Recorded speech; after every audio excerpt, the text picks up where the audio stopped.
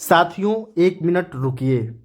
अगर आप बीएसएनएल के कर्मचारी हैं, अगर आप बीएसएनएल के पेंशनर हैं, या अगर आपको लगता है कि कर्मचारियों के मेहनत का हक मिलना चाहिए, तो ये वीडियो आप पूरा ज़रूर देखिएगा। लेकिन आगे बढ़ने से पहले प्लीज़ चैनल को सब्सक्राइब कर दीजिएगा और बेल आइकन ज़रूर दबाइएगा, क्योंकि यहाँ पर हम सच बोलते हैं, सवाल उठाते हैं और कर्मचारियों की आवाज़ को दबने नहीं देते हैं।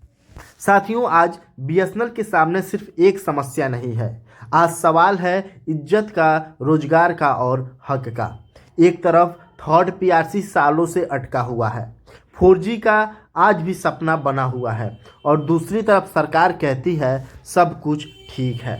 साथियों, क्या वाकई सब कुछ ठीक है, या फिर बीएसएनएल कर्मचारी को चुप कराने की कोशिश की जा रही है? आज हम आपको बताएंगे निजामाबाद में हुई एक बड़ी यूनियन कन्वेंशन के अंदर की बात, 12 फरवरी की जनरल स्ट्राइक क्यों आखिरी चेतावनी है, और मैंगलुरु में होने वाली सीईसी मीटिंग क्यों क्या तय करेगी बीएसएनएल कर्मचारियों का भविष्य।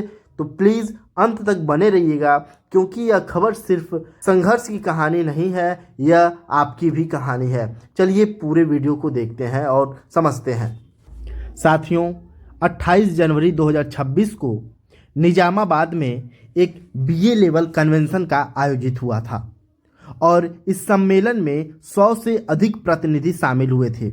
निजामाबाद, बीए और अलीलाबाद ओयो से लगभग कई सारे कर्मचारी प्रतिनिधि इस सम्मेलन में शामिल थे, और इस कन्वेंशन का सबसे बड़ा संदेश था कि 12 फरवरी की जो जनरल स्ट्राइक होने वाली है, उस जनरल स्ट्राइक को हर हाल में सफल बनाना है। और इस सम्मेलन का नेतृत्व स्वागत भाषण दिए हैं कॉमरेड EVL नारायण, जो बीएसएनएल एम्प्लॉय यूनियन निजामाबाद के जिला सचिव हैं। इस सम्मेलन की अध्यक्षता कॉमरेड सैलू, जो AIBDPA के जिला अध्यक्ष हैं, और इस सम्मेलन के जो मुख्य वक्ता थे बीएसएनएल थर्ड पीआरसी का जिन्होंने मुद्दा रखा है, ये कॉमरेड G संबशिव राव थे। ये बीएसएनएल एम्प्लॉय यूनियन के सर्किल सेक्रेटरी हैं। इन्होंने साफ साफ कहा है कि बीएसएनएल कर्मचारियों का थर्ड वेज रिवीजन जानबूझकर टाला जा रहा है। साथियों, जरा याद रखिएगा, बीएसएनएल में आखिरी वेतन संशोधन 2017 से प्रभावी होना था, लेकिन आज 2026 आ चुका, फिर भी थर्ड पीआरसी लागू नहीं हुआ। अब सवाल ये है कि क्यों, आखिर सरकार क्यों थर्ड पीआरसी लागू नहीं कर रही है? साथियों, इसका कारण साफ है, सरकार की कॉरपोरेट फ्रेंडली पॉलिसी।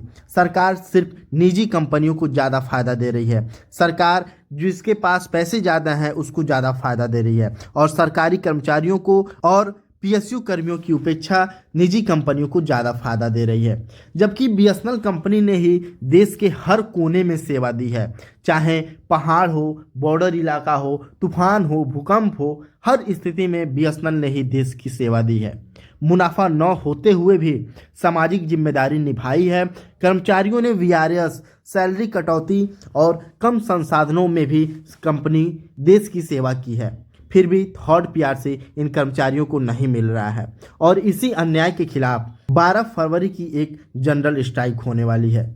साथियों, कॉमरेड संबशिव राव ने कहा है कि 4G के बिना बीएसएनएल का भविष्य नहीं है, और पीआरसी के बिना कर्मचारियों का भविष्य नहीं है।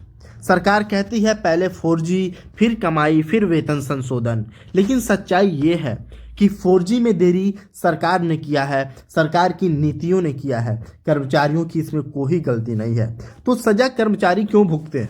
साथियों, कॉमरेड रामचंद्रुड़, जो AIBDPA के सर्किल सेक्रेटरी हैं, और कॉमरेड B परिपूर्णचारी, ये बीएसएनएल CCWF के सर्किल सेक्रेटरी हैं, ये दोनों ने कहा है कि जो नए लेबर कोड हैं कर्मचारियों और पेंशनर के अधिकारों को खत्म करने वाले हैं।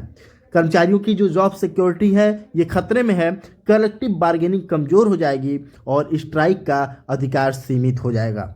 इसीलिए पेंशनर भी, कर्मचारी भी, ठेका मजदूर भी, सबको एकजुट होना होगा।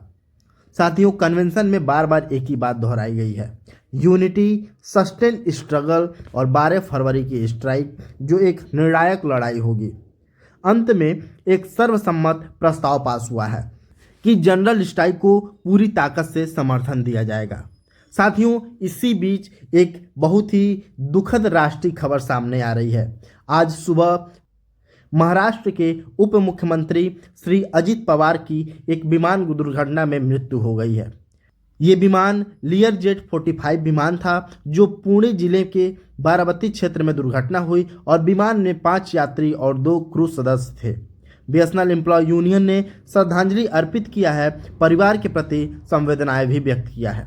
साथियों, यह घटना हमें याद दिलाती है कि सत्ता अस्थायी नहीं है, जीवन अनिश्चित है, लेकिन नीतियों का असर करोड़ों लोगों पर पड़ सकता है। आज देश में कॉरपोरेट को सुरक्षा दिया जा रहा है, लेकिन लेबर को असुरक्षा दिया जा रहा है। अगर नीतियां कर्मचारी विरोधी हों तो कोई भी सरकार हो, परिणाम भुगतना पड़ता है कामगार वर्ग को।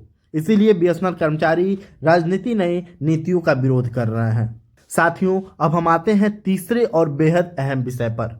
बीएसएनएल एम्प्लॉय यूनियन की central executive committee meeting Mangalore में हुई है और यह मीटिंग सिर्फ एक बैठक नहीं है, यह आने वाले संघर्षों की दिशा को तय करेगा।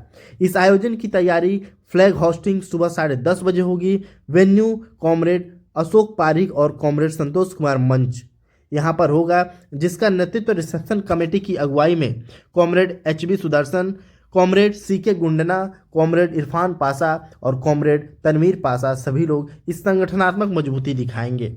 इस मीटिंग में चर्चा होगी थर्ड PRC के लिए आगे की रणनीति, स्ट्राइक के बाद का एक्शन प्लान, 4G और बीएसएनएल रिवाइवर, लेबर कोड के खिलाफ आंदोलन। यानी मैंगलोर मीटिंग ही बीएसएनएल कर्मचारियों का रोड मैप तैयार करेगा। साथियों, ये तीनों विषय ये साफ बताती हैं कि बीएसएनएल को बचाना है, कर्मचारियों का हक चाहिए और थर्ड PRC हमारा अधिकार है। 12 फरवरी की जो जनरल स्ट्राइक है कोई सामान्य हड़ताल नहीं है, यह हड़ताल सम्मान की लड़ाई है। अगर आज नहीं लड़े तो आने वाली पीढ़ी पूछेगी जब बीएसएनएल और कर्मचारियों पर हमला हो रहा था तब आप चुप क्यों थे। इसीलिए एकजुट रहिए, संगठित रहिए और 12 फरवरी को इतिहास रचिए। दोस्तों, अगर आपको ये जानकारी अच्छी लगी हो तो प्लीज़ वीडियो को ज़्यादा से ज़्यादा शेयर कर दीजिएगा। वीडियो को लाइक करके हमारे चैनल को सब्सक्राइब जरूर करिएगा। ठीक है दोस्तों, मिलते हैं आपसे अगले एक और लेटेस्ट अपडेट के साथ। तब तक के लिए जय हिंद, जय भारत।